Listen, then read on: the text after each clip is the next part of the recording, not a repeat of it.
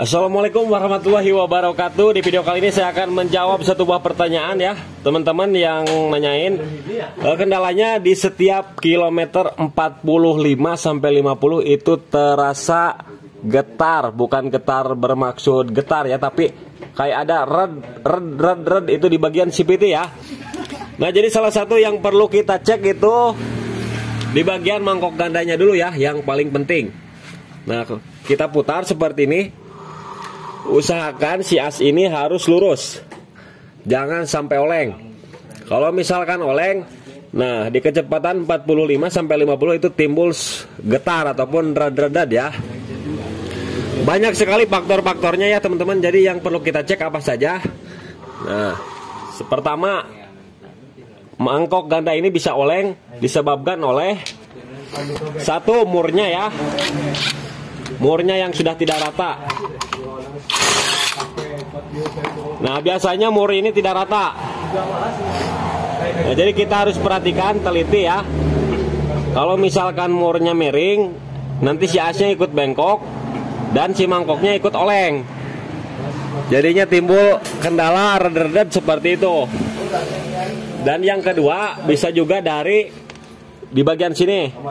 Akibat terlalu pengencangan terlalu kencang, di sini bisa jadi melar ataupun miring. Ini juga bisa menyebabkan oleng kampas ganda. Ataupun ketika pembongkaran menggunakan rantai ya, rantai yang dililit seperti ini, mangkok bisa jadi penyon ataupun opal. Itu juga menimbulkan kendala red ya. Nah, jadi yang paling penting itu di bagian mangkoknya ini. Kemudian di bagian bos kuningannya jangan sampai oblak. Nah, di sini kalau misalkan udah oblak, ini kan ada goyang ya. Penyebab pertamanya bisa timbul kletek saat tarikan awal ataupun akselerasi. Dan yang kedua itu bisa menimbulkan kendala red di kilometer 40 ataupun sampai dengan 50. Kemudian yang perlu diketahui lagi, pokoknya banyak faktornya ya. Nah, kita buka. Bisa dari kampas gandanya itu sendiri, bisa yang tipis sebelah ya, berarti tidak sama. Kemudian di bagian per sentri ada yang lemah sebagian, itu bisa jadi bisa menyebabkan kilometer 40 sampai 50 itu timbul red ya. Kalau ini kan di motor Vario dia mempunyai bearingnya 2 ya, kiri kanan berarti 3 sama bagian CVT. Nah, biasanya di motor Beat itu yang sering terjadi oblak ya di bagian bos kuningannya ini. Tapi kalau motor Vario itu awet karena dia mempunyai 3 bearing sama CVT-nya. Nah, dan asnya pun lurus ini, tidak oleng. Kemudian yang ke berapa ya? Kelima mungkin ya. Kita buka dulu.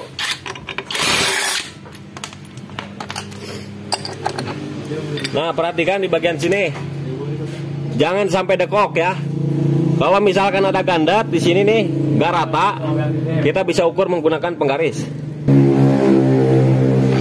Nah, kita bisa ukur ya.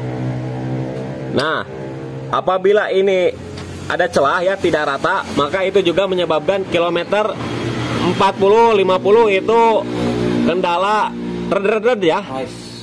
Namun ini kan di sini paling di top speednya aja nih. Nah, cuman di sini aja. Biasanya kan ada yang nggak rata. Nah, kipas di bagian kipas. Kemudian kruk as ini jangan sampai oleng. Kalau misalkan oleng itu sama, kan goyang ya. Jadi ininya nggak stabil. Nggak stabil, jadi menyebabkan red. Kemudian di bagian sini juga sama. Nah, di bagian sini juga sama, harus rata. Nah, kalau teman-teman nggak mau timbul suara red ya, bukan suara kendala. Kemudian yang terakhir di bagian bos rumah roller ini, jangan sampai oblak. Kalau misalkan oblak ini nggak stabil, oleng ya.